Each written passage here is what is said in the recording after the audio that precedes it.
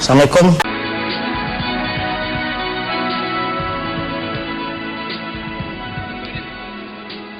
Selamat malam guys. KPI, Komisi Penyiaran Indonesia. Sebagai stand up comedian, saya diundang ke sana kemari. Saya jadi tahu luasnya Indonesia. Indonesia itu luas, dari Sabang sampai Merauke, bukan dari mata turun ke hati. Kalau dari mata turun ke hati itu antara aku dan kamu.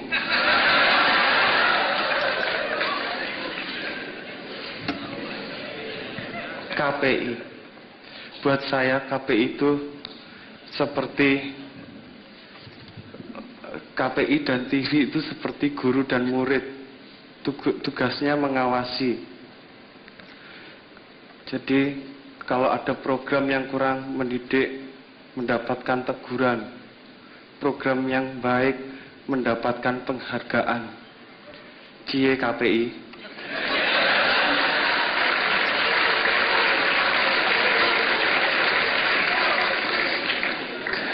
Kalau tidak ada KPI, infotainment hanya memberikan sekedar sensasi tanpa edukasi. KPI gokil.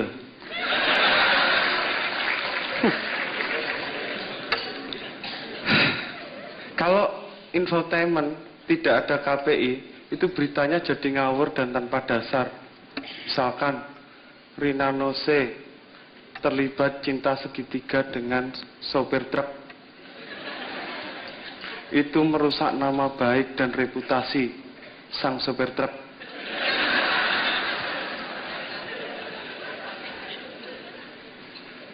Ada infotainment yang dulu itu membuat saya heran. Isinya meliput artis.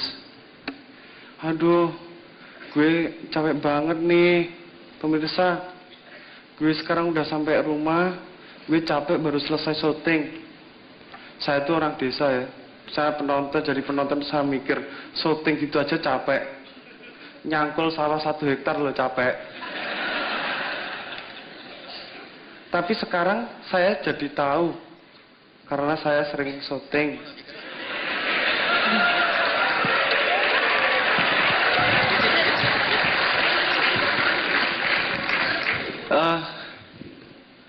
Syuting. Iklan yang durasinya pendek aja capek. Rolling action, saya ngomong, lighting salah. Lighting bener, sound systemnya salah. Semuanya bener, saya jadi salah. Salah lokasi syuting.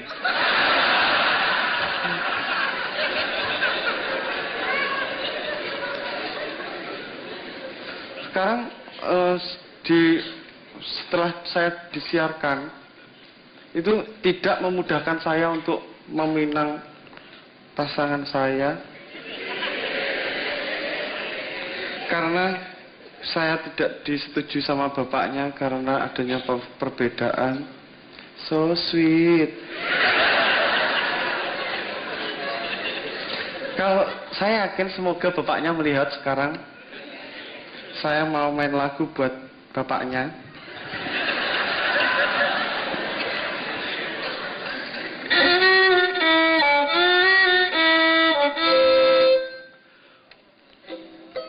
Only will run away to another guy. Ditepui dikira konser. Saya jadi ngulang lagi kan. Only will run away to another guy. Let's say you know she's in love with me. She will go anywhere I go. Can I have your daughter for the rest of my life? Say yes, Neng Tunjungan.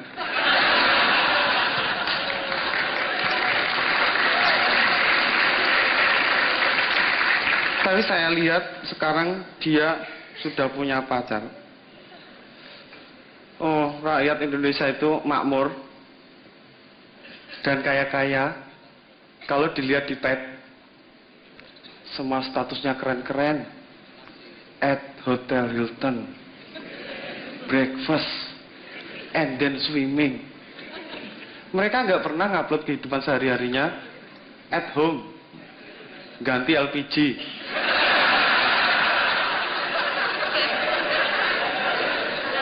nyires brambang,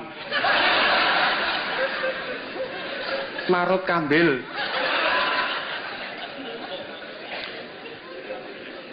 Sosial media itu selalu berkembang kayak game. Dulu tuh orang itu main Angry Bird, kemudian rame-rame download Flappy Bird. Flappy Bird itu game ngetop yang didownload oleh 10 juta orang. Artinya 10 juta orang mainan burung yang bukan burungnya sendiri. Flappy Bird itu burung gampangan, disentuh dikit naik.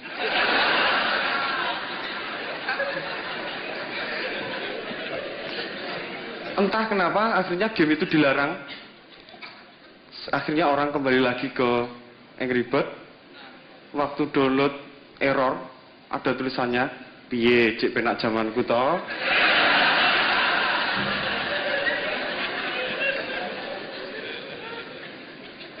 Saya kayak Dek Fatin,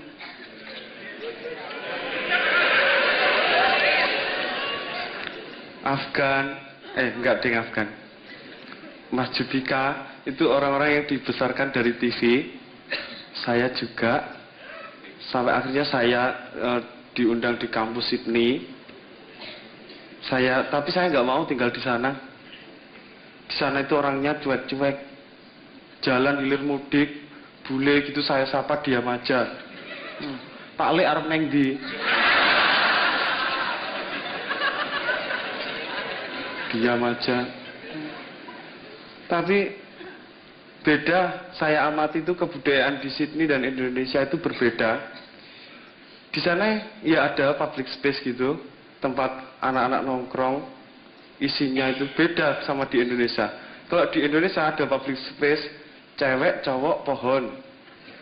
Di Sydney cewek, cowok, pohon, mereka membaca. Kalau di Indonesia cewek, cowok, pohon, mereka membaca juga. Membaca situasi. Lengah dikit ciuman sama pohon. Terima kasih, saya Duduk Mulyanto.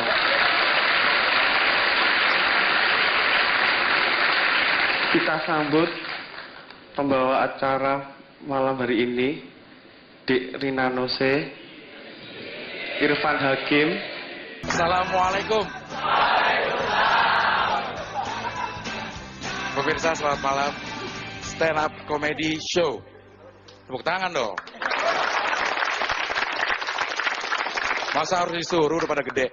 Ya, stand up comedy show ini namanya neon sign-nya nih. Apa ya namanya? Ini saya bawa sendiri memang dari rumah karena tadi sebelum penampilan saya ini masih belum begini. Ya, saya memang udah modal, jadi kalau saya ngomong lucu nggak lucu ketawa aja nanti ya. Saya baru saja kembali dari Korea. Pertukaran mahasiswa. Loh kok ketawa? S2. Ini tampang kalian mah S1 aja pilek. Ini S2 nih. Indonesia kirim saya ke Korea, Korea kirim ginseng. Boleh ketawa, emang penampilan nih. Saya bilang ya, don't judge a book by its cover. Jangan pernah nilai buku itu dari sampulnya. Kalau sampulnya jelek, dalamnya belum tentu bagus. Coba aja dites nih. Tapi saya banyak sekali dapat pelajaran dari Korea. Saya itu memperdalam ilmu politik. Di sana saya bisa melihat ternyata kebiasaan tiap kecil, waktu kita kecil itu menentukan profesi saat kita dewasa. Contoh ya misalnya, kalau kecil dia suka ngintip, dengar jebar jebur langsung ngintip. Itu gedenya kameramen. Ini profesi kameramen, ini profesi yang saya kagumi loh. Dia kerja pakai mata satu gajinya gede, apalagi mata dua.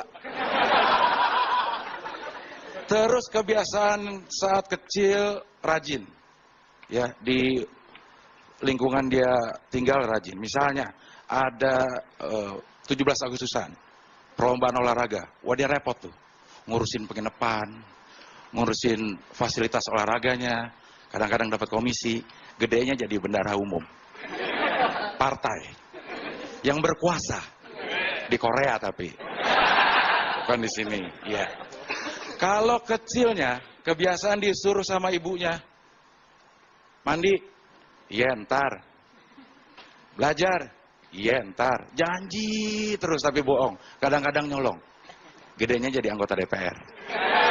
DPR Korea lagi loh, DPR Korea loh. Ini saya dapatnya dari Korea loh.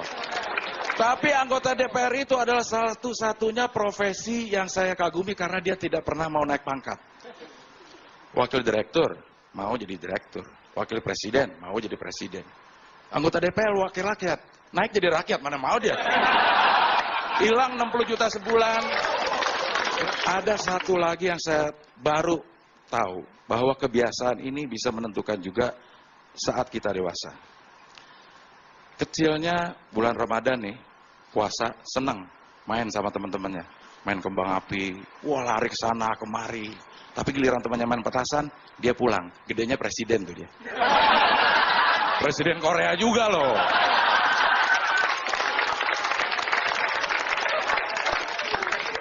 Dan di Korea juga, saya melihat kehidupan yang sangat rukun sekali. Di sana juga banyak etnisnya loh. Tapi rukun satu sama lainnya itu saling menghormati. Saya ingin di Indonesia juga kayak gitu. Isu non-pri sama pribumi itu udah nggak ada. Etnis Cina misalnya, itu jangan dianggap lagi sebagai non-pri. Udah kita anggap sebagai orang Indonesia. Etnis Cina itu sekarang udah ada yang jadi gubernur di Beijing. Kalau nggak percaya ke Beijing aja. Satu lagi yang saya diskusi dengan teman-teman di Korea. Di Korea lagi. Ya karena saya ke Korea. Masa Korea tahu-tahu saya di Tunjungan. Perguruan tinggi yang paling kasihan deh loh. Menurut gua adalah UGM. Universitas Gadjah Mada. Dia sudah mencalonkan guru besar politiknya untuk jadi presiden. Tapi nggak dapat. Amin Rais. Itu dikarenakan pada saat itu budaya untuk jadi presiden katanya harus di belakangnya O. Soekarno, Soeharto. Loh kalau Amin Rais ditambahin O, Amin Raiso. Sampai kapan juga dia nggak bakal jadi presiden.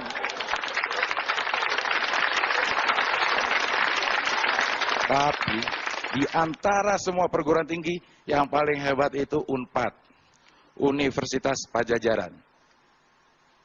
DO semester 2 jadi presiden, Megawati. Kalau lo mau jadi presiden, kuliah di UNPAD. Tapi lo harus jadi anak presiden, baru bisa. Ya.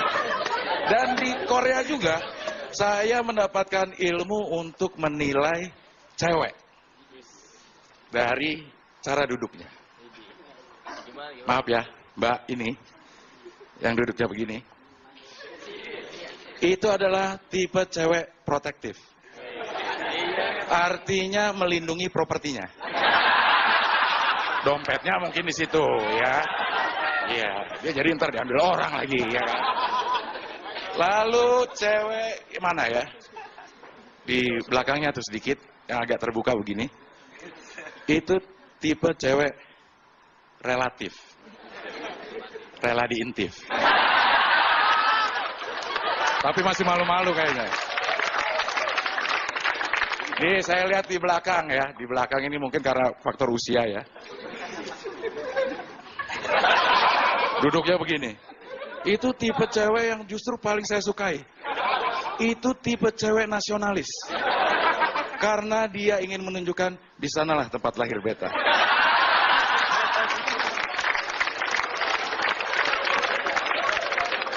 Dan saya senang sekali ini memang Metro TV oke banget lah. Ini tempat duduknya juga udah pas. Yang cantik-cantik di belakang. Yang ganteng-ganteng di depan, yang jelek nyebar.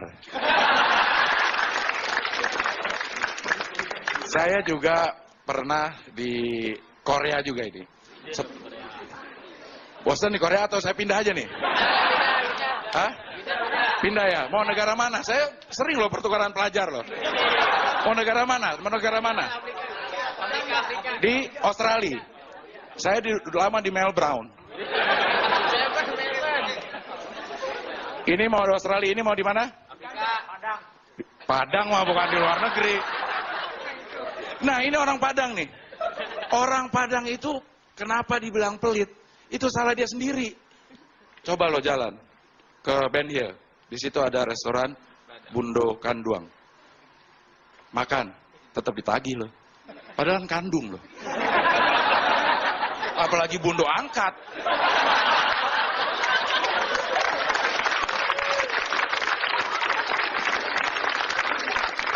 Tapi orang Padang itu katanya nih, orang Padang itu satu-satunya daerah yang tidak pernah dimasuki oleh tentara Belanda lewat jalur terjun payung, parasit.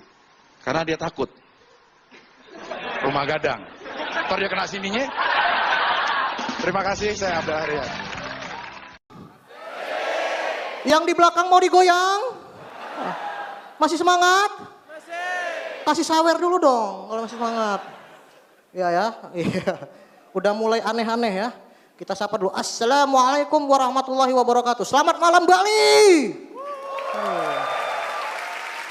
Soalnya aku nih baru pertama kali di Bali ya. Jujur aja. Mungkin kalau nggak ada stand up comedy ini aku nggak bakal sampai ke Bali. Tepuk tangan dulu dong buat Kompas TV. Ya.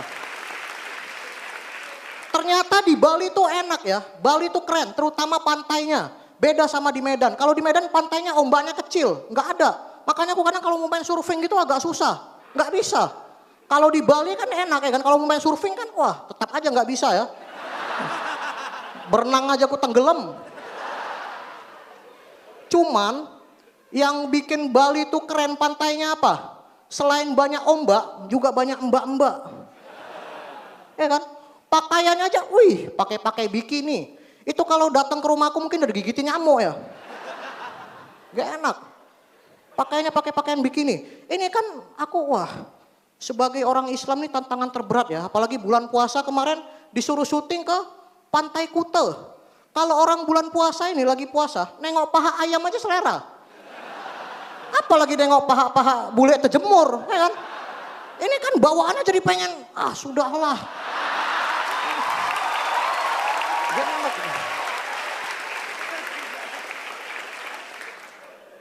Udah gitu katanya kalau misalnya cewek yang seksi itu adalah cewek yang berkulit gelap. Karena eksotis, ya kan? Kemarin waktu di pantai, aku ngelihat ada cewek yang eksotis. Wah, kulitnya gelap, ya kan? Rambutnya panjang segini. Agak ngembang-ngembang macam Shakira, ya kan? Udah gitu pakai bikini. Oh, aku kan ngeliatnya, wih, binal juga ciwai ini. Itu ciwai kalau bahasa gaulnya di Medan cewek montok ya. Binal juga ciwai ini gitu. Aku perhatikan lama-lama ya kan, rupanya begitu balik badan Ari Kriteng gitu. Ini kan gak kebayang Ari Kriteng pakai bikini ya kan. Udah pantatnya tonggek-tonggek gak menentu. Pahanya besar berotot gitu ya kan. Pakai bikini hitam-hitam berminyak gitu ya kan. Ini kan juga seksi ya kan, seksi keamanan. Gak enak itu.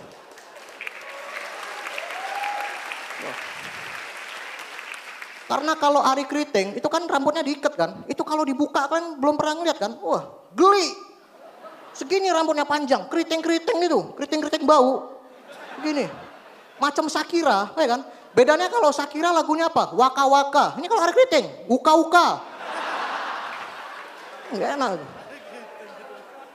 Tapi Ari Kriteng ini apa ya. Best friend ya kan. Kemarin waktu di pantai aja kami foto berdua. Wah sama-sama buka baju ya kan. Ini kan selera-selera bule kan yang kayak gini ya kan. Disukai bule ya kan, dibenci lokal ya kan. Buka-buka gini baju hitam.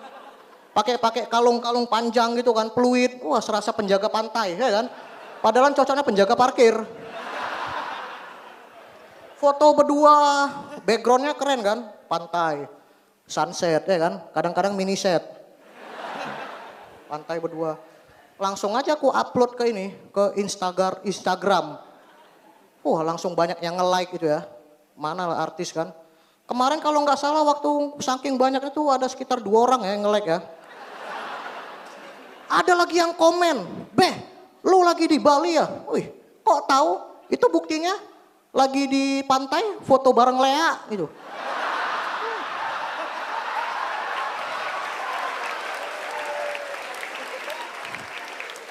Enak aja orang tua diejekin Lea. Dia kan bukan Lea, kan Barong. Iya, gak enak. Tapi kemarin waktu kami jalan-jalan ke pantai karena ini kan merupakan pulau daerah yang terakhir sebelum nanti final ke Jakarta kan. Makanya kami puas-puasin di kota yang, bukan di kota, di pulau yang paling keren, Pulau Bali. Tepuk tangan dulu dong. Iya. Tapi ngomong-ngomong soal unik-unik, soal gaya-gaya, aku beli baju sengaja tadi ke Bali, beli corak Bali untuk nampil di sini biar keren di TV ya. Karena lebih keren ini daripada muka lagi kan. Beli baju yang coraknya corak Bali. Kemarin cewek aku nge-SMS juga. Bukan sorry ya, yang ya. Duh ketahuan. Yang, aku bawain oleh-oleh dong yang khas Bali. Waduh, ini duit belum ada ya kan, udah habis. Beli aja yang standar tapi harganya murah, apa? Gantungan kunci. Tapi aku waktu cari gantungan kunci itu bentuk gantungan kunci ngeri-ngeri ya di sini ya. Bentuknya waduh. Kita sebut sajalah gantungan burung keperkutut ya. Ini gimana kalau misalnya aku yang oleh-olehnya mana udah sampai mana? Gimana aku ngasihnya gitu ya kan? Tiba-tiba dia lihat, "Oh, apa ini?" gitu. "Ini punya kamu kok dilepas-lepas gitu." Kan gak enak gitu. Nggak kebayang kalau misalnya orang tuanya juga minta, mertua, "Tante mana?" gitu. Masa dikasih gantungan itu juga ya kan? Begitu ngeliat dibukanya oleh astagfirullahaladzim ya. Gede juga. Gak enak itu. Makanya aku heran ya, apa visi misinya orang bikin gantungan kunci bentuk itu gitu. Ini supaya apa? Supaya nakut-nakutin kucing. Ada lagi warna-warnanya, ada warna hijau, ya kan? Dipakai warna-warna hijau. Wah ini mungkin punyanya Buto Hijau ya. Ada lagi warna biru, ya kan? Yang ini kasihan mungkin habis kejepit pintu ya. Ngeri. Tapi kalau teringat melotot ini aku teringat jadi film-film sinetron di Indonesia, ya kan? Aku tuh paling jijai sama peran-peran antagonis, ya kan? Kalau peran antagonis tuh kan ada peran di mana dia marah. Gak ngomong, tapi ada suaranya. Dia cuman gini aja. Tapi ada suaranya, ya kan? Awas kamu ya. Tunggu pembalasanku. Tapi ini memberikan nilai-nilai positif kalau diberikan di kehidupan sehari-hari, ya kan? Jadi kalau kita marah gak perlu pakai kekerasan, ya kan? Apalagi ini bulan puasa, jadi cuman gini aja. Tunggu saja waktunya, kau akan kuhabiskan. Oh, rupanya bicara sama nasi bungkus, ya kan? Lapar. Enak.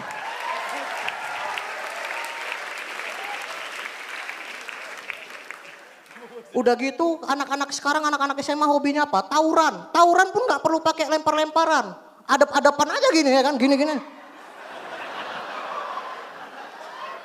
Kan enak gitu. Jadi kalau misalnya datang polisi pun misahinnya enak. Polisinya turun, nggak marah-marah, langsung gini aja ya kan polisinya. Ini ngapain ini ngumpul-ngumpul di sini ini? Jadi marah-marah aja kan enak gitu. Sekarang nggak zamannya lagi lah pakai menyelesaikan masalah pakai otot, ya kan? Pakai otak lah. Ya. Soalnya sekarang otot itu udah dipergunakan jadi, wah itu orang itu ya. Ada yang gini orang ya. Oh iya. Kirain macam ada apa pula nanti. Joko bodoh dari jauh ya. Iya, sampai mana tadi? Sekarang kan otot itu kan udah dipergunakan untuk olahraga. Ada olahraga namanya olahraga panco, ya kan? Udah pakai panco aja gini. Kalau pemain panco kan begitu naik kita panggilkan. Wah dia sebelum panco itu, biasanya perhatikan lah itu ada ya. Kalau misalnya di TV laga panco itu kan di channel-channel luar itu biasa dia gini-gini dulu. Wah nunjuk-nunjuk otot ya kan habis itu main. Ternyata kemarin aku waktu search di Google, kan aku nge-search juga ya kan. Waktu nge-search di Google, ini fakta ya, ternyata bagian otot yang terkuat di bagian tubuh itu ada di mana? Ada yang tahu? Gak ada yang tahu, nanti search lah di rumah. Ada di lidah. Ini lidah ini bagian otot terkuat. Tapi kenapa nggak ada laga lidah ya? Ini kalau misalnya ada laga lidah kan enak, aku mau daftar, ya kan? Yang menang gampang, kalau mau menang ya tinggal bawain aja jigong ya, nggak tahan orang ya laga-laga gini. Lagian kalau misalnya laga lidah ini gimana dipanggilkan ya kan? Mamerinnya gimana? Ya kita panggilkan sudut kanan, sudut kiri. Wah, iya yang sebelah sini panggilkan, iketut, wah maju. Yang sebelah sini, siapa yang kentut? Wah maju. Tiba-tiba begitu masuk ya kan?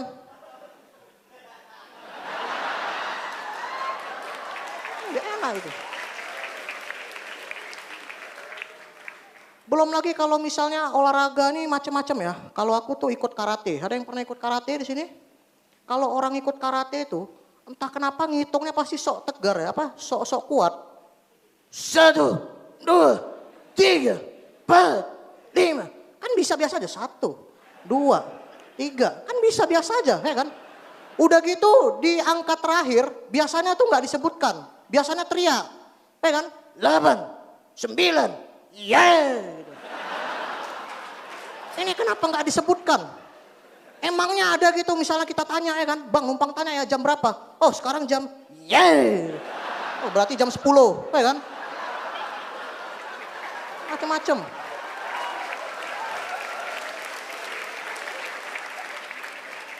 Kemarin aku tanya lagi sama orang ya kan, Bang numpang tanya ya sekarang jam berapa? Iya, iya, wah rupanya 10 lewat 10 ya kalau ini. Saya Babe Cabita, terima kasih.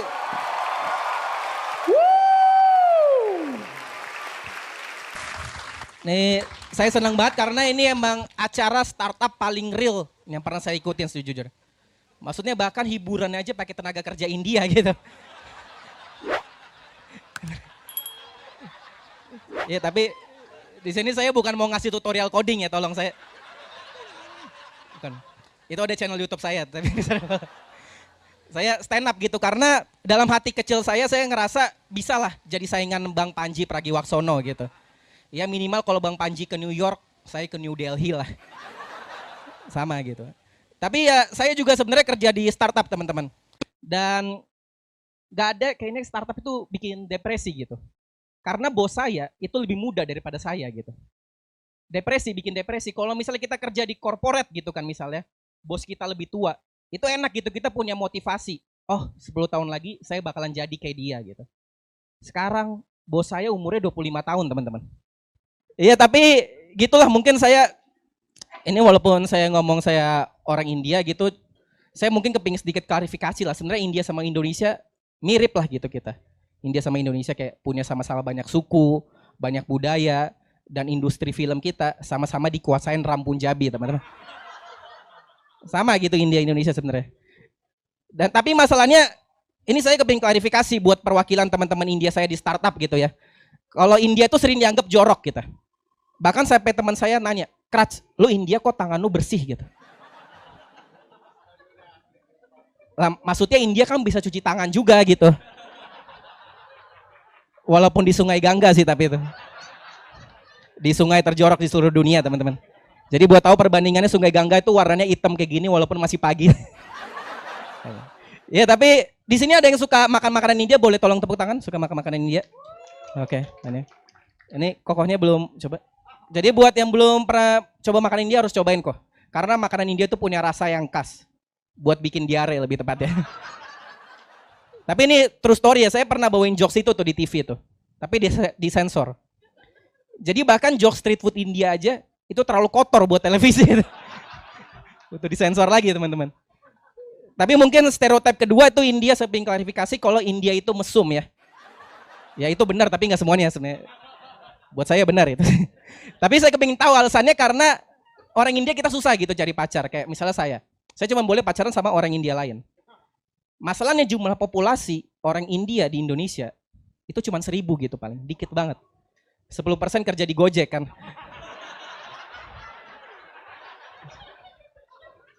%90 gak ada visa. Iya tapi jadi gitulah emang India, tapi mungkin saya kembali lagi stereotipnya India kenapa mesum ya, ini sebenarnya alasan utamanya karena kita itu nggak bisa nikah sama cewek yang kita mau, kita itu nikahnya dijodohin. Jadi jodohin tuh ibaratnya adalah proses di mana ibu saya itu ngasih foto-foto cewek yang saya suka gitu. Dan saya tinggal milih foto cewek yang saya suka kan, yang saya mau gitu. Jadi ibaratnya udah kayak offline Tinder lah. Cuman bedanya yang pencet swipe itu ibu saya gitu. Super like gitu. Dan awalnya saya kira ini jokes gitu kan, India, Tinder. Ternyata beneran gitu. Programmer Tinder teman-teman, itu orang India. Beneran. Namanya itu Dinesh Morjani. Bener, Dinesh Morjani. Dan saya yakin si kampret Dinesh ini, itu pasti juga nggak boleh pacaran dulu dia. Tapi dia bikin aplikasi buat pergaulan bebas loh, bayangin. Jadi gitulah emang India, kita mau staycation aja, harus jadi programmer dulu teman-teman. Dan saya riset lagi, ternyata CEO Oyo itu orang India juga teman-teman. Saya riset lagi, CEO OnlyFans itu juga orang Vrindavan teman-teman. Jadi emang gitulah kan, katanya ada istilah gitu, every app is a dating app if you are Indian. Menurut saya itu kurang tepat. Every app is a dating app, especially if the CEO is Indian. Lebih tepatnya gitu. Tapi saya juga sebenarnya kerja di startup kan tadi, dan saya ngerasa ada skill utama buat orang yang kerja di startup tapi jarang diomongin. Yaitu harus bisa ngomong campur antara bahasa Inggris dan bahasa Indonesia. Betul. Jadi misalnya kalau kita nggak ngerti sesuatu di startup, kita bukan ngomongnya, sorry boleh tolong diulangin lagi? Nggak. Sorry boleh tolong dielaborate nggak? Kalau bos minta karyawannya lembur, ngomongnya, boleh tolong kirim ini end of day? Bahkan kalau mau pecat karyawan teman-teman, ngomongnya sorry lu gue lay off ya. Jadi makanya saya punya tips gitu ya, kalau kalian karyawan startup kepingin resign, mungkin bikin surat resign ala karyawan startup gitu. Kayak ngomong ke bos, bos sorry saya mau melay off diri saya sendiri, karena saya ketemu ROI yang lebih bagus di bisnis lain. Kalau minta penjelasan lebih nanti bisa saya elaborate di exit form. Saya minta tanda tangan di end of day ya, tolong. Emang banyak banget tapi layoff, bahkan sampai LinkedIn aja itu layoff karyawannya loh. 216 karyawan LinkedIn di layoff. Tapi setelah saya pikir ini sebenarnya ide yang brilian. Karena LinkedIn adalah satu-satunya perusahaan yang kalau layoff karyawan, user base-nya malah bertambah teman-teman. Karyawan di layoff jadi pengangguran, jadi user base-nya gitu. Makanya buat CEO yang ngomong, ya kita mau layoff buat ningkatin profit. Ya benar buat LinkedIn ini benar. Saya curiga itu ide pas meetingnya gitu. Guys, ini gimana biar profit kita naik? Pak, gimana kalau kita pecat karyawan aja? Ide bagus gitu. Jadi emang cocok kalau LinkedIn, ya beda sama kalau Gojek gitu ya. Kalau karyawannya keluar malah jadi menteri pendidikan teman-teman.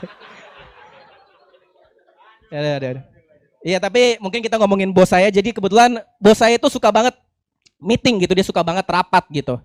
Dia bahkan sampai suka ngomong, Kras, gue ada 3 rapat hari ini.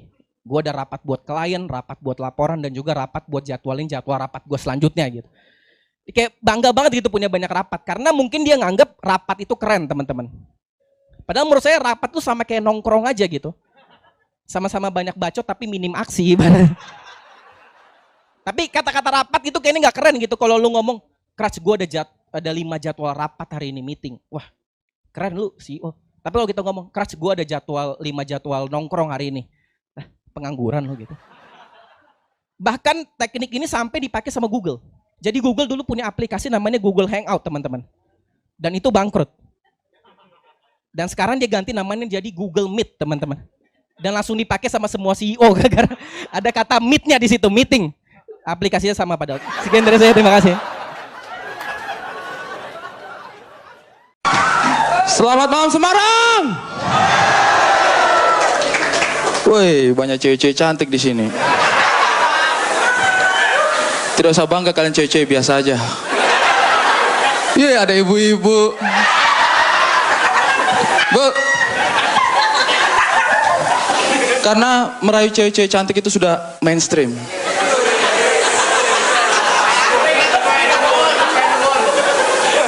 Bu, suaminya datang ke sini, Bu. Ada suaminya? Ada? Gak jadi kalau gitu. Daripada merusak rumah tangga orang. Tuh suaminya udah mulai jutek di belakang. Komedi Pak, minta maaf. Jangan sampai nanti pulang ke rumah bapaknya marah sama ibunya kan. Oh jadi itu tujuan mau ngajak-ngajak acara itu. Perkenalkan saya Ari Kriting. Saya ini asli Wakatobi. Ada yang tahu Wakatobi di sini? Wakatobi itu adalah tempat yang sangat indah. Pantainya luar biasa bagus. Dan dia menjadi destinasi wisata. Saya tetap salahkan pemerintah. Masa sudah bertahun-tahun masih tidak bisa bangun satu MCK umum juga di tempatnya saya? Pemerintah itu, kalau menurut saya pemerintah itu banyak utangnya sama kita, banyak dosanya sama kita. Contohnya hari ini katanya malam ini BBM dinaikkan, ya kan? Itu sebenarnya isunya sudah dari tahun kemarin. Cuma tahun kemarin pemerintah PHP. Ya? Katanya dinaikkan padahal tidak jadi. Ini kan pemerintah tidak konsisten. Menurut kalau memang mau dinaikkan ya sudah naikkan saja. Karena ini selalu mengorbankan rakyat kecil. Kalau dinaikkan, rakyat kecil yang merasakan dampaknya.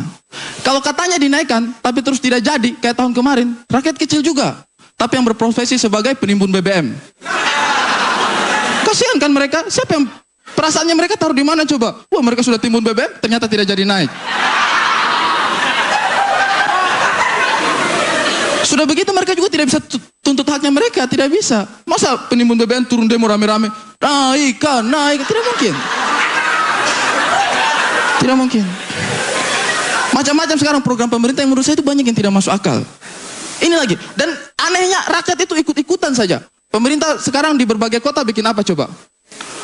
Car Free Day, iya kan? Hampir di semua kota di Indonesia sekarang lagi ramai yang namanya Car Free Day. Car Free Day. Di sini di mana? Jalan Pahlawan. Iya, kalian sering main ke Jalan Pahlawan, Car Free Day di situ. Bukannya apa-apa. Saya tuh tidak percaya dengan Car Free Day. Dulu temannya saya ajak saya, Ari, ayo kita ke Car Free Day. Itu kan pagi-pagi kan, aduh saya ngantuk. Tapi banyak cewek-ceweknya, oke ayo.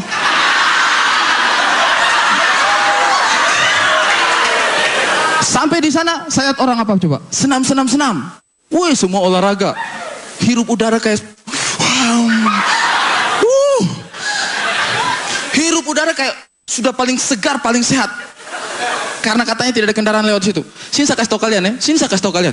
Yang kita hirup, itu udara. Bukan kendaraannya. Meskipun tidak ada kendaraannya di situ, mungkin polusinya masih ada. Jangan terlalu sok-sokan sehat deh.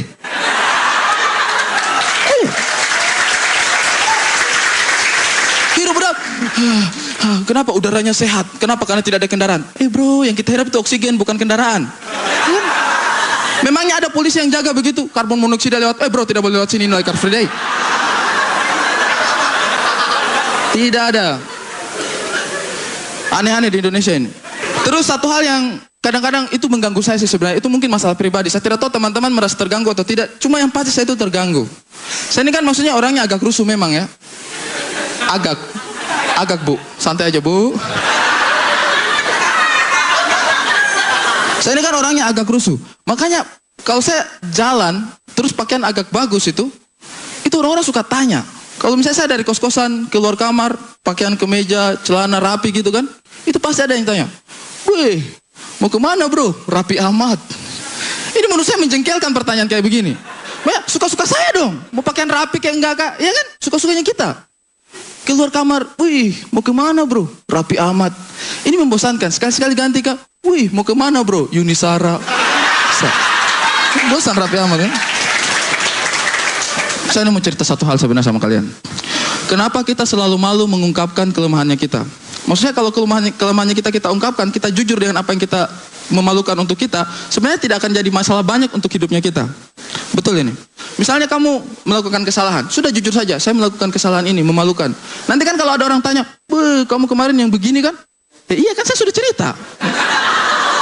Masalah selesai kan? Beres. Nah, makanya malam ini saya mau cerita sama teman-teman. Kalau kalian iseng-iseng, itu hal-hal yang memalukan dalam hidupnya kalian kumpulkan, itu pasti jadi, kalian bisa bikin list 10 besar hal paling memalukan dalam hidupnya kalian. Sehingga kalian tahu, sebenarnya hal nomor 1 dalam hidupnya kalian itu apa yang paling memalukan. Nah, hal nomor 1 paling memalukan dalam hidup saya, bukan pacaran sama ibu-ibu, bukan. Hal nomor 1 paling memalukan dalam hidup saya itu, saya waktu kecil pernah celana. Mungkin kalian ketawanya pelan karena semua sudah pernah mengalami, iya kan? Pasti pernah mengalami. Tapi saya punya beda bro. Kejadian itu sudah menghancurkan masa kecil saya. Saya itu di celana, itu pada saat lagi memimpin upacara bendera. Begini. Di celana itu masalahnya apa coba? Kita tidak pernah sadari kapan dia datang. Itu di celana itu kayak rindu gitu, bisa datang kapan saja. Iya. Dia tuh bisa datang kapan saja, serius. Seperti itulah, saya datang di sekolah tidak rasakan apa-apa, saya tidak rasakan apa-apa. Tiba-tiba diminta apa sama guru, Ari, pimpin upacara. Oke. Saya pimpin upacara. Baru beberapa menit memimpin, tiba-tiba perut mulas. Semua tekanan menuju ke bawah. Kalau kalian lagi belajar, gampang. Kalian tinggal ke belakang, iya kan gampang. Atau mungkin kalian lagi belajar, izin sama guru. Bu guru, saya mau silakan pulang, ya kan? Atau mungkin kalian pas lagi sakit perut, datang ke kepala sekolah. Pak kepala sekolah, saya sakit perut. Kepala sekolahnya tidak percaya, tiba-tiba kalian, oh ya sudah kepala sekolah percaya. Tapi itu tidak bisa saya lakukan. Karena saya lagi mengemban tugas dan amanah memimpin upacara bendera. Ngapain tepuk tangan? Ini ceritanya tentang celana. Akhirnya demi mengemban amanah, saya berdiri, saya tahan. Semua kekuatan saya pada pagi itu saya kerahkan ke pantat kiri dan pantat kanan.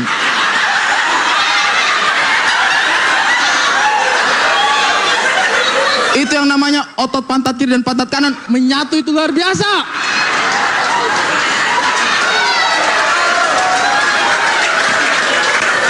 Itu merapat itu. Pokoknya kalau tiba-tiba ada ular lewat di situ, mati ular itu. Jepitannya itu sumpah.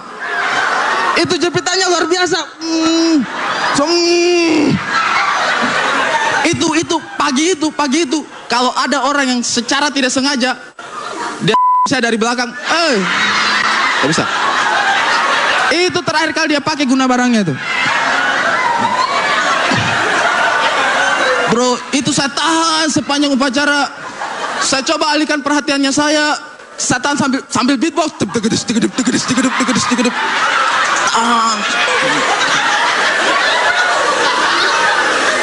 Sebenarnya saya hampir berhasil.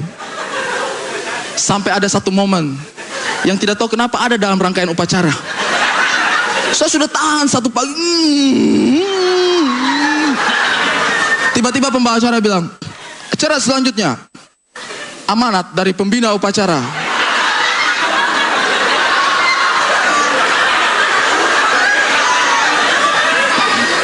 Tapi mau tidak mau yang namanya tugas untuk amanat. Istirahat di tempat, cret. Saya Hari Kritik, selamat malam. Selamat malam semuanya. Jene. Apa kabar semuanya nih? Keren-keren ya. Aduh, bohong gue barusan. Gue mau cerita aja di sini ya. Jadi kebetulan gue nemenin Mas Panji ya, Mas Panji Pragiwaksono, dia ada tour dan gue kebagian di Amsterdam ya. Dan dari sini perjalanan ke sana tuh naik pesawat lama banget. 14 jam di pesawat. 14 jam itu bete banget gue ya. Kenapa betenya? Karena di pesawat tuh gak ada yang jualan gitu, gak kayak di kereta. Ya, di kereta kan enak ya, ada. Ntar lagi ini ada tape uli gitu enak ya.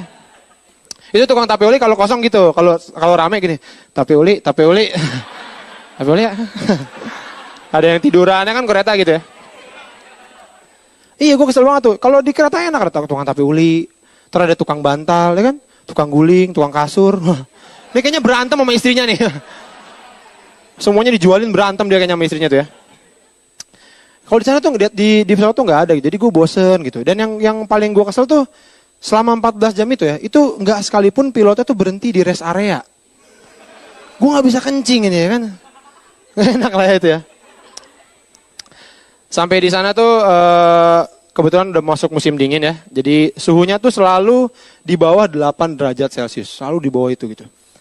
Gue nih tinggalnya di Bekasi ya. Biasa 40 derajat.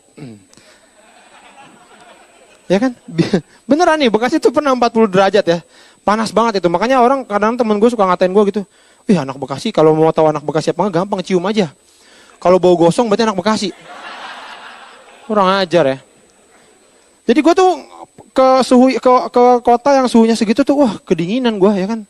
Jadi di sana tuh kebalikan dari sini. Kalau di sini kan kita jalan di jalanan panas ya, aduh panas nih. Terus masuk mall gitu, mall, aduh adem, gitu kan. Kalau di sana kebalikannya, aduh dingin nih. Begitu masuk ke mallnya, aduh anget. Nah gitu kebalikannya. Mundur lagi, aduh dingin lagi. Maju lagi, cantik. Dan gua tuh di sana jalan-jalan ke salah satu universitas terkemuka di sana ya, namanya Leiden University. Di sana tuh gua main ke ininya, ke jurusan pertaniannya. Di sana tuh mereka banyak uji coba nanam-nanam tumbuhan gitu. Dan salah satu tanaman yang mereka banggakan bisa mereka tanam di sana adalah pohon pisang. Pohon pisang, mereka bangga banget bisa nanam pohon pisang. Di sini mah banyak ya. Itu orang Belanda kalau ke sini seneng banget, wah pohon pisang. Wah. Makanya itu mungkin di sana di Belanda tuh nggak ada lontong ya. Karena bingung bungkusnya pakai apa ya. Nggak ada daun pisang di sana ya. Masa pakai daun ganja kan nggak mungkin ya. Iya. Ya karena di Amsterdam itu ganja tuh legal. Ganja tuh legal. Gue pertama kali mau ke sana gue kebayang, wah di Amsterdam tuh ganja legal. Gue kebayang gue ke sana tuh bakal banyak orang mabuk gitu. Orang giting di pinggir jalan gitu kan. Ternyata nggak biasa aja gitu, kayak ini padahal legal lah, tapi kok orang kayaknya nyantai-nyantai aja gitu. Nggak ada tuh kejadian misalnya gue mau beli jajan gitu, mau beli minum. Pak beli jus dong pak, jus yang mana? Itu pak jus mangga. Elah jauh banget deh, malas deh ngambil deh. Masa beli ya? Gitu. Dan waktu di Amsterdam itu ya, gue tuh tinggalnya kebetulan numpang sama mahasiswi di sana. Jadi mahasiswanya tuh ada yang punya apartemen gitu, rombongan kita tuh numpang di situ dan di sana tuh ternyata apartemen tuh mahal banget. Harga sewanya tuh sebulan bisa sampai 1.300 euro atau sekitar 20 juta. 20 juta sebulan. Wah, itu gede banget ya. Terus gue tanya kan, ini berarti anak orang kaya nih. Terus gue tanya nih, emang bapak kamu kerjanya apa gitu. Nih jawabannya persis kayak gini nih. Ini sih semacam jual beli tank. Jual beli tank. Reaksi gue langsung, bapaknya Tony Stark ya. Jual beli tank itu Iron Man kayaknya bapaknya nih ya. Sumpah gue tuh belum pernah punya temen ya yang bapaknya jualan tank ya. Aneh banget ya. Bener, dan dia kan cewek ya. Dia cewek nih. Gue tuh gak kebayang gue pacaran sama cewek yang bapaknya tuh jualan tank. Misalnya gue lagi ngapel malam minggu jam 12 belum pulang juga, jam 12 malam masih ngapel aja. Tiba-tiba dari sebelah gue ada suara tak. Pulang gak lo? Ya pak, ya om. Dan yang gue bingung ya, jualan tank. Gue tuh bingung gimana jualannya. Gue gak pernah lihat ada jualan tank di online gitu, gak pernah. Di Kaskus gitu gak pernah, atau gak Instagram gitu. Jualan tank, cek ya nih Instagram kita gitu, gak pernah ada. Atau gak, Anda nyari tank, follow akun ini gitu misalnya gitu. Gak ada itu. Ini jualannya gimana gitu ya. Atau mungkin biasanya kan kalau benda-benda yang sifatnya segmented gitu, orang akan jualannya nyamperin ke pembelinya gitu kan. Kalau tank itu kan pembelinya biasanya orang-orang yang lagi perang ya. Berarti ini mungkin bapaknya ini nyamperin orang yang lagi perang gitu. Jadi bapaknya mungkin ke Irak gitu ya. Ke Afghanistan, jadi orang lagi perang gitu, lagi mindik-mindik. Tiba-tiba bapaknya datang. Permisi nih mas nih. Maaf nih ganggu nih, aduh. Saya mau jualan tank ini nih mas nih. Tenang aja nih, bisa dicoba dulu, silakan mas, dicoba dulu nih tanknya mas. Bisa dilihat-lihat dulu. Terus yang lagi perang kan, ada yang mau beli tank nggak? Hah? Nggak ada. Maaf aja bang. Gitu. Kan bapaknya pulang lagi.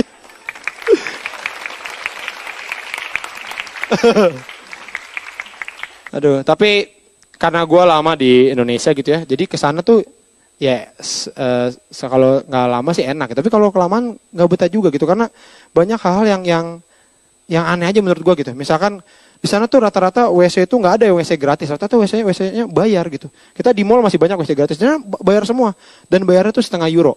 Kalau dirupiahin tuh 8.000, kencing 8.000. Di sini dapat nasi padang gitu ya.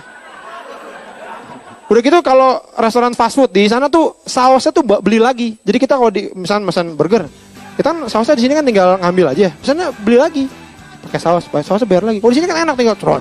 Oh, mau banyak lu banyak banget ambil buat di rumah, gitu. Boleh kan? Asal nggak malu mah, sana bayar lagi. Udah gitu yang saya juga kalau misalkan malam-malam kan kalau di sini kita lapar, aduh lapar nih.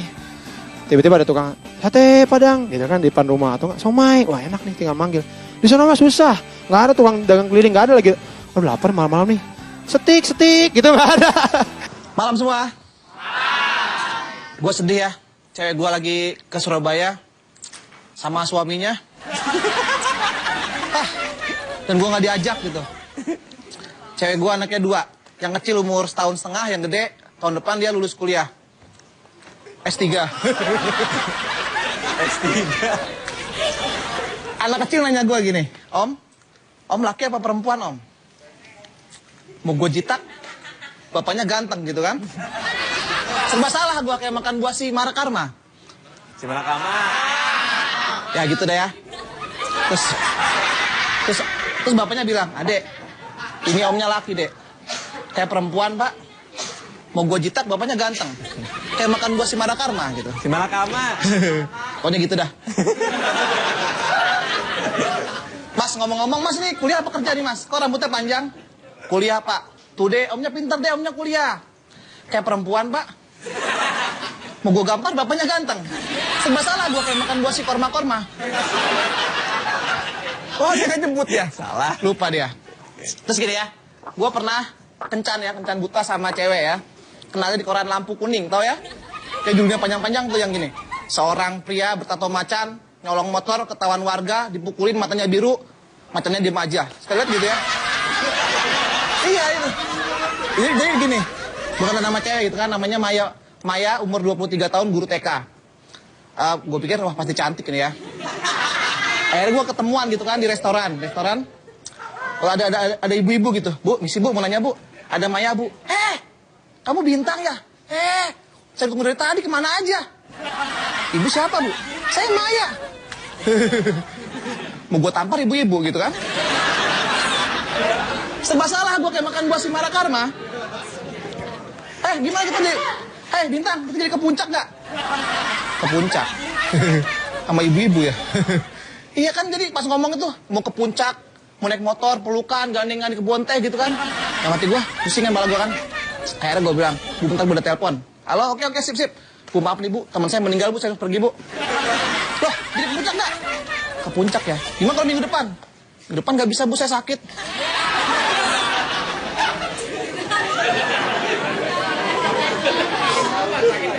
Minggu depan lagi gimana? Minggu depan lagi saya ada arisan bu. Minggu depan lagi teman saya meninggal lagi bu. Mau siap-siap. Jadi bohong gitu kan dia ngomongnya. Jadi ibu tuh aneh ya, mukanya putih, pipinya merah, lehernya hitam. Warna-warni kayak rainbow cake. Cuma kurang giginya kuning, mata biru gitu ya, kayak dipukulin orang gitu. Bilangnya umur 23, padahal umur 50 tahun. Bohong dia. Mau gue jitak, bapaknya ganteng. Gitu dah pokoknya ya. Serba salah gua. Kayak makan buah si korma-korma. Terus gini ya. Gua pernah juga ke Mentor HP gitu. Gue tanya, kok BB Gemini berapa kok? Jangan mahal. Mau gue tampar bapaknya ganteng gitu. Emang kalau mahal nggak dijual kok? Dijual kalau dia yang beli. Gimana mau beli harganya gue nggak tahu. Enggak, lu belinya serius enggak? Kalau serius gue kasih tahu, kalau enggak. Oke deh kok, gue serius. BB iya, Gemini iya. Dengan HP Cina, GoPay ada TV-nya. Mau gue tampar bapaknya ganteng gitu kan? Serba salah gue. Kayak makan buah si korma-korma. Gimana kalau itu terjadi di rumah sakit gitu ya? Mbak, saya mau berobat nih mbak, sakit jantung. Jangan mahal. Kalau mahal nggak boleh berobat mbak. Boleh kalau punya duit. Berapa mbak? Berobatnya serius nggak? Kalau serius gue kasih, kalau enggak. Serius mbak, sakit jantung iya. Dengan sakit tipes, GoPay ada TV-nya. Enggak asik ya? Terima kasih. Hidup ini dijalanin, jangan dipikirin. Karena kalau dipikirin, terbukti ada kungkung. Udah usia 80 juta, masih praktek loh coy. Lah kita teman gua, 42 tahun stroke. Orang nanya kenapa dia stroke? Karena hidupnya dipikirin. Harusnya hidup ini dijalanin. Karena kalau lu pikirin, lu bisa sencing plus hempen. Udah PA, bodoh lagi. Kenapa? Karena saya boleh jujur, kan sencing itu kan PA kalau bahasa gaul. Jangan bilang gila, PA. PA itu penyakit atas. Hanya berlaku di bagian otak coy. Berarti ada yang geser sama kayak Mongol. Saya kalau PA tuh nggak kena karena kan ada kacamata. Kan saya mata nggak minus, ya minus otaknya. Jadi saya kacamatain itu. Jadi Bapak Ibu Saudara yang terkasih dalam Tuhan, proses Tuhan nggak pernah gagal dalam hidup kita asal kita nggak takut sama Tuhan. Kita nggak khawatir sama Tuhan. Jadi nggak usah ribet Pak.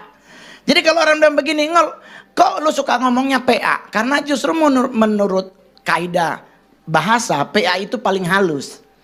Kalau kita ngomongnya gila itu kasar. Mending PA, hanya orang tertentu yang ngerti artinya PA. Ya kan? Jadi sampai hari ini saya bisa bertengger sebagai stand up komedi terbaik, terlaris, termahal di Indonesia. Karena Tuhan sayang. Ya toh, kalau saya mau hidup mikir, saya nggak bisa jadi pemain sinetron. Ya, saya pasti mikirin muka. Yang main sinetron pasti kan butuhnya yang ganteng lah, gua jauh coy. Ya saya kalau main sinetron paling cuma jadi korban jatuh dari pohon, ditabrak mobil. Dia diganteng-ganteng serigala, gua cuma manggilin Aliando, bro, ditabrak truk, ditabrak mobil, pulang. Sinetron paling lama tuh Maija pengen ke Mekah. Itu saya sampai bisa beli mobil Ferrari. Cakep sayang, saya jual lagi, pajaknya gede. Yang kedua nggak cocok sama muka saya. Muka saya memang cocoknya Avanza, udah cukup. Saya mau pakai mobil semahal apapun nggak ada yang percaya itu mobil Mongol. Ya udahlah itu aja gitu kan. Saya boleh jujur, orang kadang-kadang mikir terus gimana Ngol? Ya nggak apa-apa. Saya di sinetron Maija pengen ke Mekah itu pas episode judulnya Babi Ngepet. Coba cari di YouTube ada, dan itu saya cuman gendong babi tanpa dialog. Jadi yang jadi siluman Ratu Babi itu almarhumah Preti Asmara. Saya yang gendong-gendong babi sama Sony Wakwau. Tanpa dialog. Terus mau marah?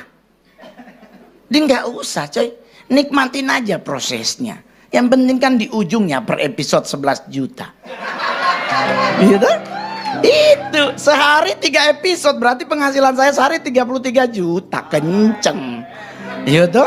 Saya adalah stand up komedian dari Sulawesi Utara. Saya orang Manado asli. Mama orang Manado, papa orang China. Papa saya kasih nama saya Wang Tianchen. Ya kan, Wangnya tuh Wang Raja, Tiennya tuh Tien Tambak, Cennya tuh Cen Lurus. Cakep. Ya kan? Keren seorang raja yang tambah lurus. Meleset ternyata. Agak bengkel, agak mengkol dikit. Tinggal apa-apa, santai aja soy. Saya main sinetron banyak. Saya main film udah 48 film saya main. 2 itu belum yang cameo ya Pak ya, yang kelihatan pantat leher belakangnya doang ya. Oke bro, udah hilang. Itu nggak dihitung. Tapi kalau dihitung semuanya otomatis ada sekitar 69. Tetapi ada 48 film yang saya bintangi, 4 jadi cowok Pak. Cuman 4 saya jadi cowok. 44-nya bencong Pak. Termasuk kalau Anda nonton Komik 8 kok jadi Sailor Moon kan Pak? Ya kan? Ya kan? Saya berpikir ya udahlah cukup lah, nggak apa-apa lah jadi Sailor Moon sekali. Tahu-tahu episode 2 saya jadi apa? Wonder Woman Pak. Ya kan? Jadi Wonder Woman pakai sepatu warna merah, terus nanti episode 3 katanya jadi apa? Catwoman. Dia nggak apa-apa, dia yang penting duit say. Itu gereja marah, ya wajar karena jadi bencong. Karena di satu sisi hamba Tuhan. Masa hamba Tuhan jadi bencong? Pilih dong karakter yang memuliakan Tuhan. Ribet Pak. Susah. Serama Rio Dewanto, Al Ghazali, Aliando, Vino Bastian, Reza Rahardian masih pada hidup. Nggak nyampe gua di situ. Menunggu mereka dulu dipanggil Tuhan. Kalau mereka masih hidup ya kita kebagian yang jatuh, ditabrak aja masih susah. Gitu. Tapi satu hal yang pasti Tuhan gak pernah gagal dalam rencananya buat hidup kita. Amin. Jadi orang saya waktu dulu masih gembel, orang Manado gak ada yang mau temenan sama Mongol. Semua cuma bilang bikin malu, lebih baik pulang Manado. Masa jadi gembel? Semua gak ada yang mau temenan. Tapi di saat saya jadi artis, semua ngaku saudara. Tergenapilah Matius 1 ayat 1 sampai 27. Abraham memperanakan Ishak, Ishak saudara semua. Saudara semua. Iya toh, jadi akhirnya Mongol sampai hari ini nggak pernah Natalan di Manado. Bukan soal sombong. Pulang Jakarta ginjal hilang, Pak. Karena pasti semua datang. Ih, Mongol ngana pi oma ding kita pi oma dulu pernah mesta ribet silsilah keluarganya. Jadi orang kadang-kadang ngomong, terus gimana kalau ngadepin hidup sebagai anak Tuhan? Ya santai. Ibadah, jangan pindah gereja. Anda udah beribadah di sini, tetaplah di sini. Mujizat terjadi atas diri kita masing-masing, bukan rombongan. Nggak ada gerombolan semua sakit kepala, semua disembuhkan. Nggak ada. Masing-masing hadir, ada yang sakit kepala, ada yang PA, ada yang sakit ini, dompetnya kurang, ada yang sakit dada. Nggak ada yang semua dalam satu ibadah sakit kepala semua. Mujizat berlaku berarti atas diri kita masing-masing. Oke? Yang kedua, jangan pindah gereja karena mujizat. Banyak orang karena di sono orang sakit gigi disembuhkan, pindah. Legirinan mati balik lagi ke sini, sob. Ini kan ngeselin. Mending kremasi deh, jangan dimakam kalau begituan. Banyak kejadian gereja pada curhat. Duh, di gereja sana ada teman saya juga, kamu ngelalu puji Tuhan. Saya tuh tadi pagi sakit gigi dari semalam. Puji Tuhan saya ke gereja tadi. Aduh, memang Tuhan luar biasa. Ibadah keempat disembuhkan Tuhan. Otak saya langsung mikir, lu salah. Kalau mau sembuh harusnya dari ibadah pertama. Kenapa nunggu ibadah keempat? 4 kali persembahan. 1 kali persembahan 5.000. Otomatis hilang 20.000. Sakit gigi beli ponstan cuman 1.500. Otak gua Cina, ngitungnya kenceng. Kan, mending lu beli ponstan sepapan 2 hari punya tuh. Jadi kadang-kadang kita sebagai logik. Jadi hidup ini selalu bilang logik, yang penting jangan terlalu ribet. Saya nggak punya pasangan, saya jomblo, duda soalnya. Nikah lagi gereja marah, mumet gue. Pak Gembala boleh nikah lagi nggak? Nggak boleh ngol. Pernikahan sekali seumur hidup.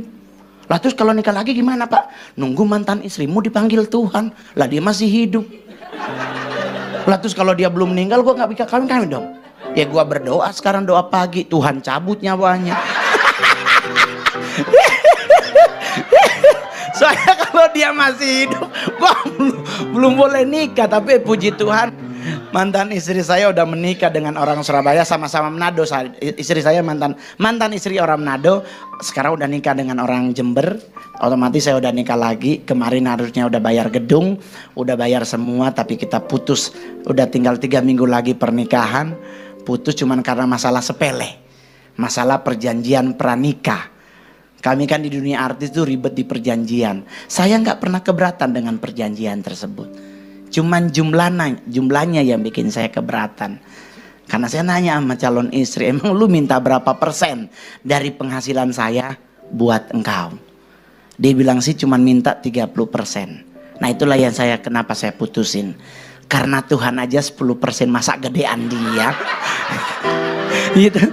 Tuhan 10%, dia 30%. Dikalah dong Tuhan. Sampai nanya, lu saudara nama Bunda Maria? Lu gedean situ. Kalau nikah orientasinya duit, terus gimana dong kalau gua nggak punya duit? Ya tuh, ya udahlah, mending nggak usah nikah dulu lah. Ngurusin anak sekarang usia 11 tahun. Cantik, gendut, pesek nggak apa-apa lah, yang penting hidup, ya kan? Ya kan? Pesek nggak apa-apa, yang penting kan lubang hidungnya 2. Karena kalau 1 kan kasihan ingusan. Meleleh dong. Hidungnya 1. Anak saya rajin sekolah minggu. Cuman dia tomboy. Dan memang ada ya agak sedikit sama lah kayak bapaknya sebelum bertobat. Sekarang naik kelas 5 SD, pulang-pulang rumah, Pi aku juara 1 lagi. Hah? Pi beneran Cece juara lagi loh. Dari kelas 1 SD sampai kelas 5 juara 1 terus. Tahu-tahu dia bunyi. Terus Pi kata suster, sekarang karena udah kelas 5 SD, uang jajan Cece udah ganti Pi. Udah 300.000 per hari.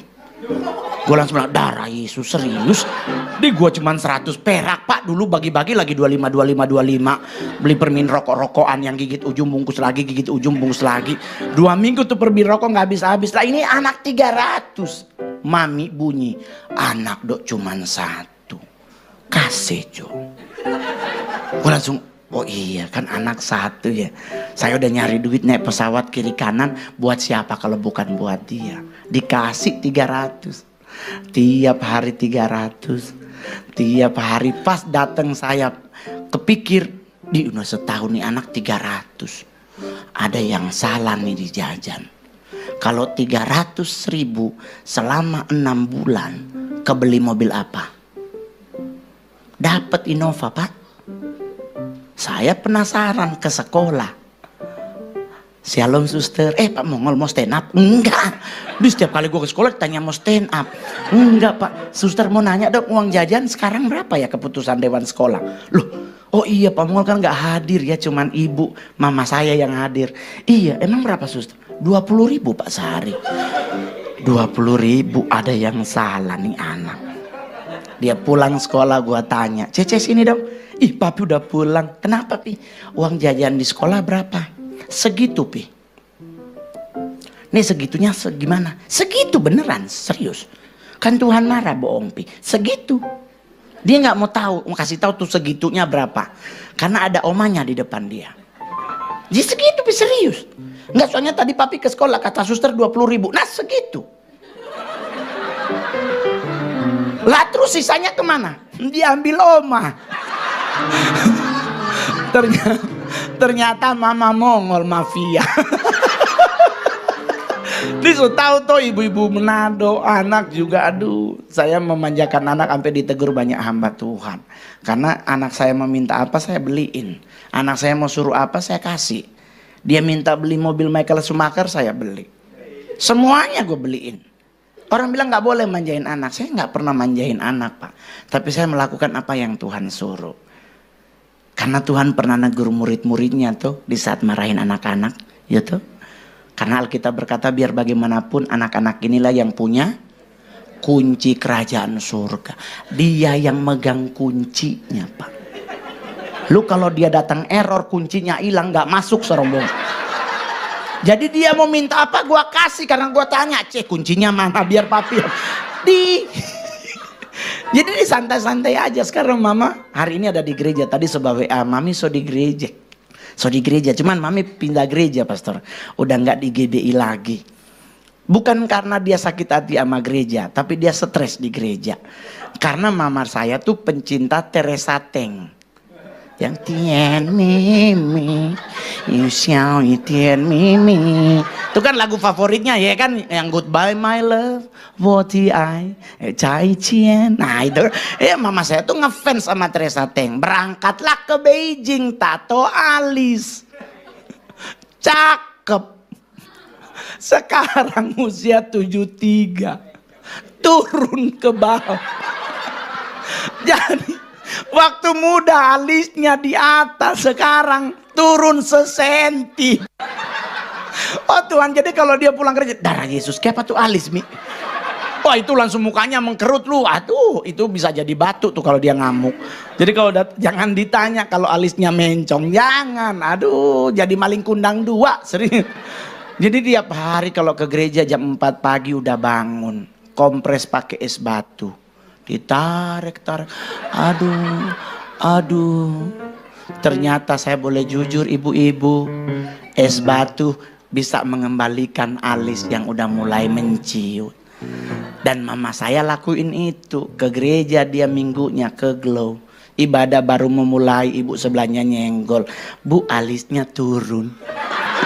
Ternyata alis yang pakai es batu jangan kena AC. Menciut lagi. Jadi mami sekarang pindah di GPIB Immanuel di depan stasiun Gambir. Jadi dia duduknya selalu sebelah jendela karena kena angin. Tuhan berdosa. Paling terakhir. Nah tadi kan di hotline tentang anak muda dan tentang anak-anak sekolah minggu. Saya bersyukur banget di gereja ini sekolah minggu tuh punya ruangan khusus, nggak diikutkan di ibadah orang dewasa. Itu justru bagus, karena saya boleh jujur saat ini generasi kecil kita kehabisan sesuatu yang khusus buat mereka. Contoh dalam hal film. Kalau zaman saya dulu ada film Si Unyil khusus anak kecil. Masih ingat tuh bapak-bapak yang di atas usia 40-an, ada si Unyil toh, di mana Pak Auga menodong, ada Pak Raden yang mau beri nasihat. Betul? Selalu kan Pak Raden yang ngasih tahu, ngasih apa, menasehati apa. Pak Auga cuman tidur-tidur, dinasihatin oleh Pak Raden. Saat ini generasi kita tidak diperhadapkan dengan film yang bermutu khusus mereka. Contoh film yang tidak bermutu itu film Marsha and the Bear. Anak usia 4 tahun bergaulnya bukan sesama anak-anak tapi sama binatang. Kalau sama bebek masih boleh. Ini sama beruang sama serigala. Anaknya siapa ini? Lu sama bebek aja bisa juga meninggal, lu gaul sama beruang dan sama serigala. Dan tercatat kenakalannya tuh luar biasa. Buktinya di mana? Serigala sama beruang yang lari nggak kuat ngurus ini anak. Ini anak siapa? Orang tuanya mana kok disuruh bergaul sama beruang?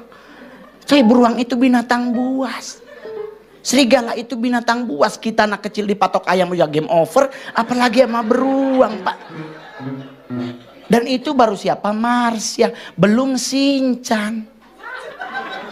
Ya Allah, Marsha sama Shinchan nikah tinggal di Belesa, gua pindah Kelapa Gading, sumpah. Gua nggak mau tetangga sama 2 anak PA ini, ya Allah, ya ampun Tuhan Yesus. Itu baru Marsha, belum lagi Dora. Film Dora tuh film paling bikin kesel tingkat akhirat.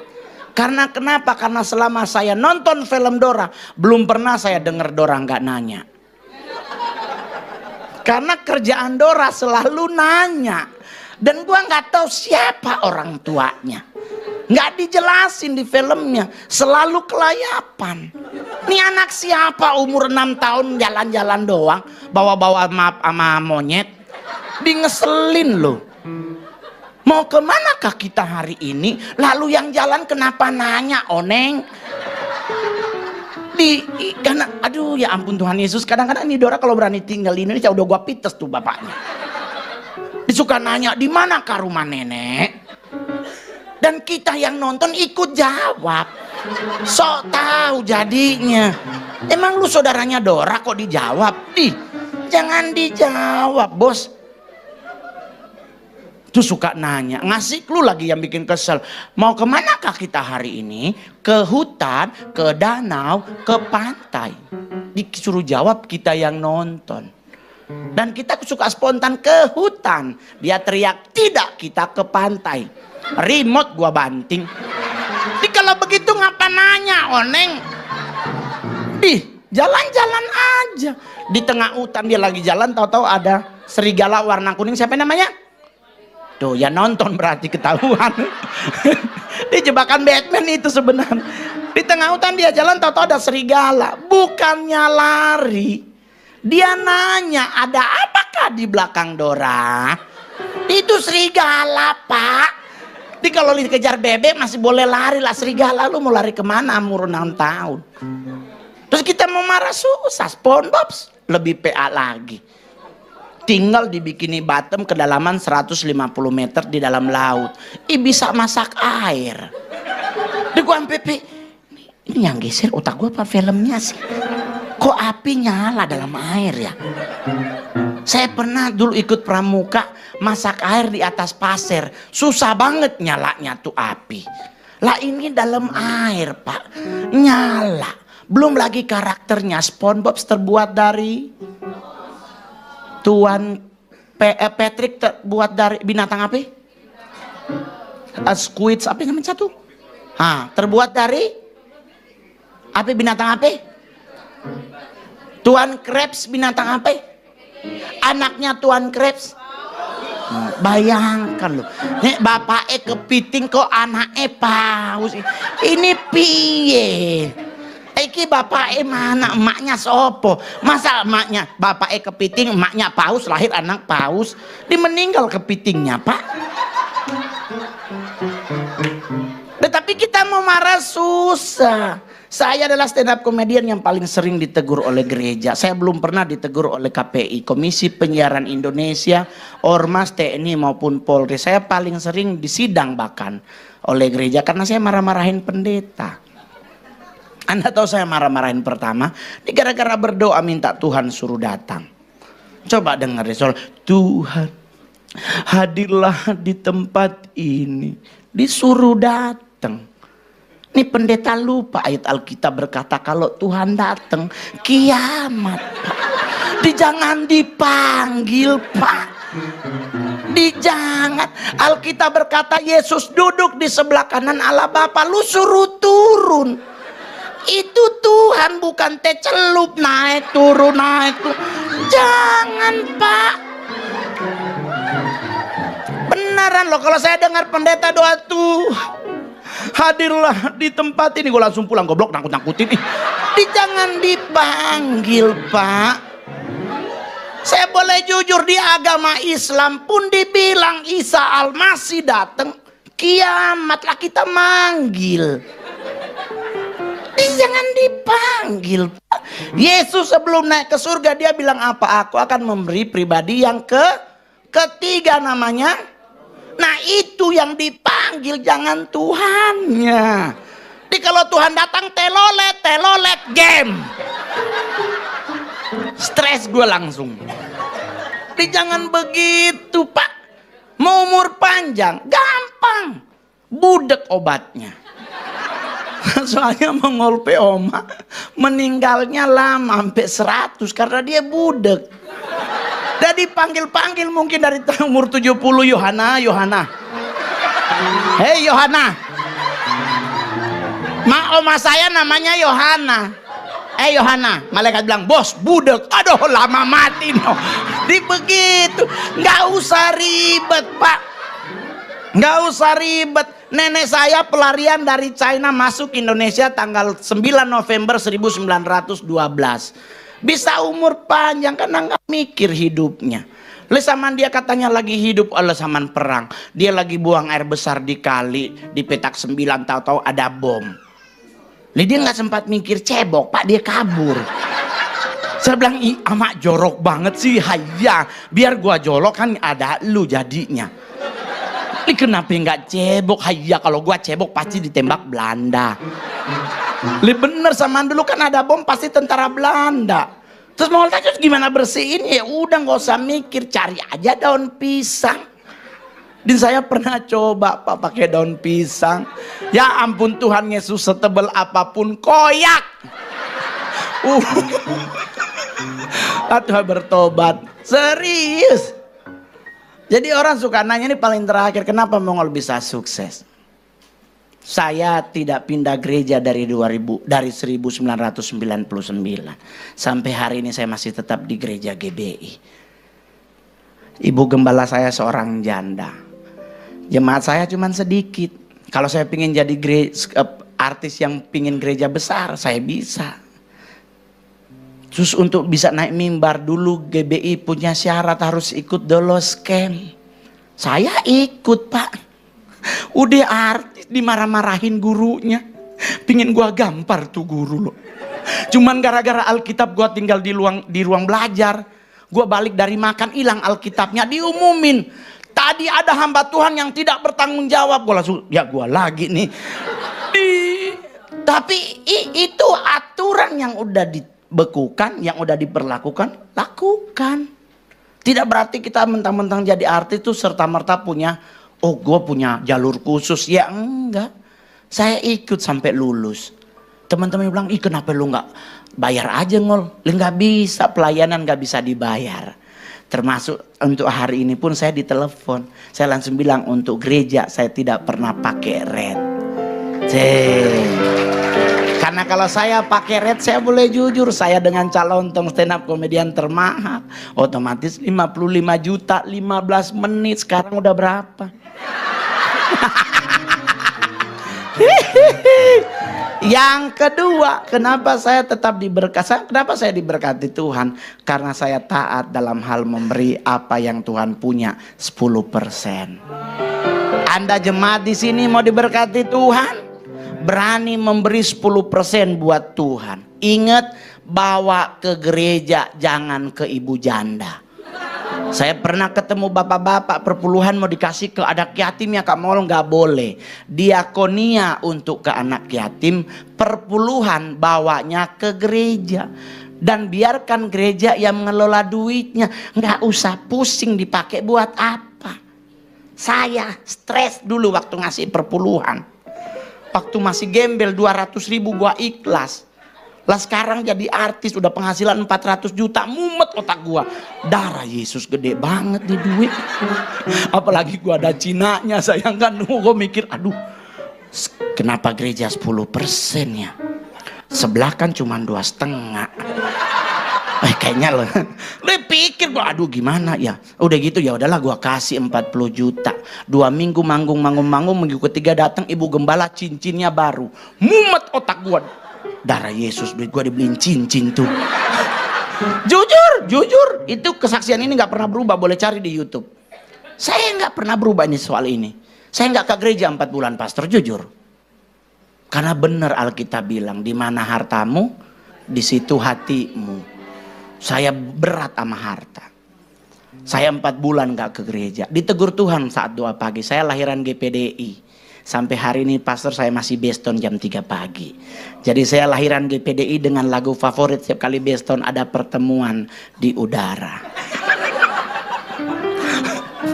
Yang tua-tua pasti tahu tuh lagu, ada pertemuan di udara. Itu doa beston kan, makin ke bawah, pertemuan yang manis. Tak tidur ulang. Saya jujur 4 bulan gak ke gereja. Doa pagi lah saya ditegur Tuhan. Engkau mau hitung-hitungan dengan hartamu. Cuman kalimat itu doang. Kalau darah Yesus, aduh. Gue langsung inget. Napas gua sehari berapa oksigennya. Darah gua berapa, jantung gua berapa. Berarti gua nunggak sama Tuhan. Cuman 40 juta gua hitung-hitungan sama Tuhan. Tuhan balas. Langsung Tuhan bilang, mulai besok lu napas sehari 3 kali. Ini mumet gua langsung.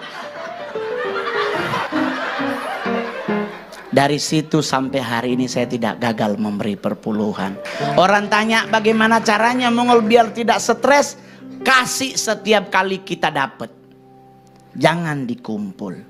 Saya ikutin Esther. Coba baca di kitab Esther. Setiap Esther mendapatkan harta dari Ahasiaweros, suaminya, langsung dititip ke Mordekai malam itu juga. Jadi saya kalau seandainya ini dapat persembahan kasih, langsung saya kasih ke gereja apa yang menjadi haknya gereja. Jadi nggak berat coy. Yang bikin berat tuh dikumpul. Langsung bunyi darah Yesus. Tapi kalau dikasih, saya setiap hari ini nanti ada acara di sana juga saya dibayar, katanya sih dapat 120 juta karena nge-MC 4 jam. Terus orang bilang, wah lu pamer perhiasan Mongol. Sorry sayang. Saya mau ingetan satu hal. Tidak semua yang berwarna kuning itu emas.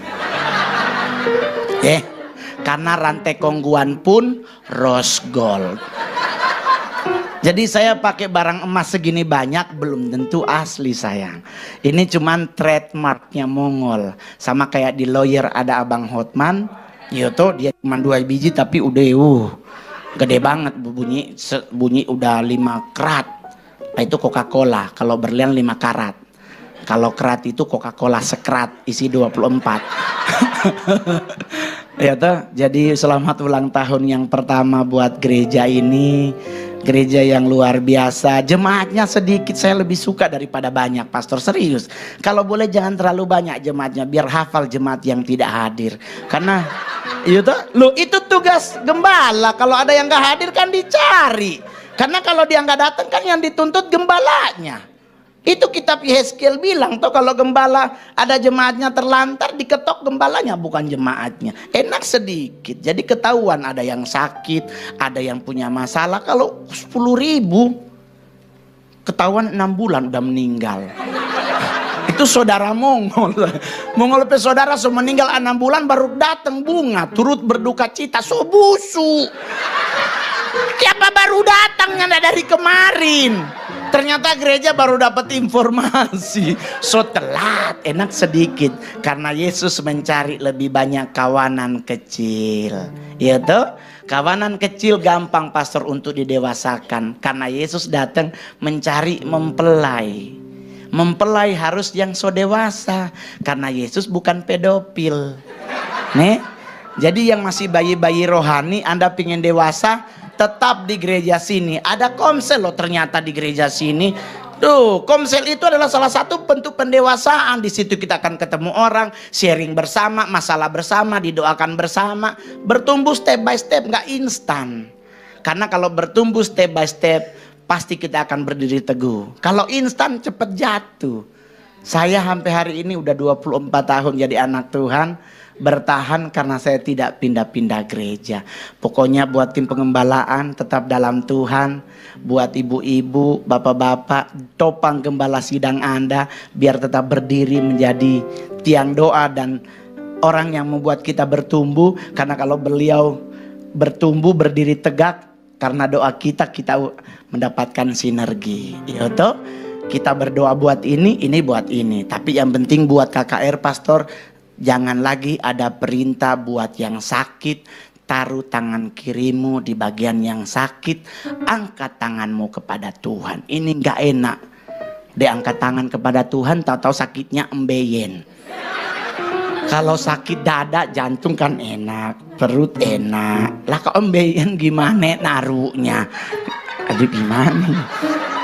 Karena pendeta kan nyuruh taruh di bagian yang, lah kan dia bingung ini gimana? Masa gue begini kan gak lucu.